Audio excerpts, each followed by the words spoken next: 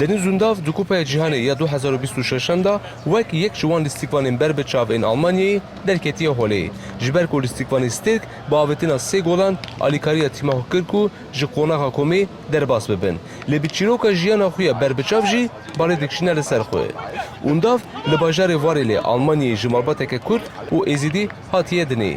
Kokên wî diçe gundê Zewra navçeya wêran şehra Rihayê û her wiha gundê Berzan li nêzîkî herêma Hesekê ya Sûriyeyê. Almanya di tura Sî-û da li Basînê bê Paraguayê re rûbirû ma û Undav jî vê carê destpêka maçê da cihê xwe girt. Lê gelo alîgirên Alman çîroka li pişt lîstikvanê Stêrkê tîma xwe ya neteweyî dizanin? Me bi alîgirên Alman ên li Basînê re axivî da ku em bizanin. Ew bi eslê xwe ve ji Tirkiyeyê ji Rojhilata Tirkiye û Kurd e. Ew ji bo Almanya dileyîze. Ez nizanim gelo ji ber dê û bavê wî ye yan jî tiştekî wesa ye. Lê ez dizanim ku ew bi eslê xwe ve Kurd e. Erê min bihîstiye ku Deniz Undav lîstikvanekî Kurd e û ew gelekî baş e, yê herî baş e. Min bihîstiye ku ew lîstikvanekî Kurd e û em li bendê ne ku ew îro golekê tomar bike. Almanya piştî ku li hember Paraguayê bi penaltîyan têk çû ji Kupaya Cîhanê jî derket. Li bi vê encamê re Paraguay derbasê tura 16 bû û alîgirên Paraguayê serkeftin bi tevahî pîroz kirin.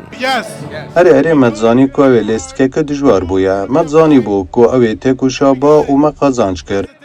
Hûn dizanin destpêkê de em weke tîmeke lawaz dihatin dîtin. Lê em ji bo sedemekê li virin. Wek tîmên din, ne wisa? Piştî maçê me mîkrofonên xwe ber bi alîgirên Alman ve zivirandin bi tevê de şikestina ji têkçûnê. Alîgir qebûl kirin ku Paraguay çêtir lîstiye û xwediyê mafê pêşketinê ye. Her wiha gelekan ji bo Paraguayê kêfxweşiya xwe jî anîn ziman. Her çend tîma wan bi têk biribin jî. Paraguayê ez matmayê hiştim, wan karekî ecêb kir. Ez ji bo Paraguay pir kêfxweş im. Ji bo welatekî piçûk û li hember Almanyayê gelekî baş bû.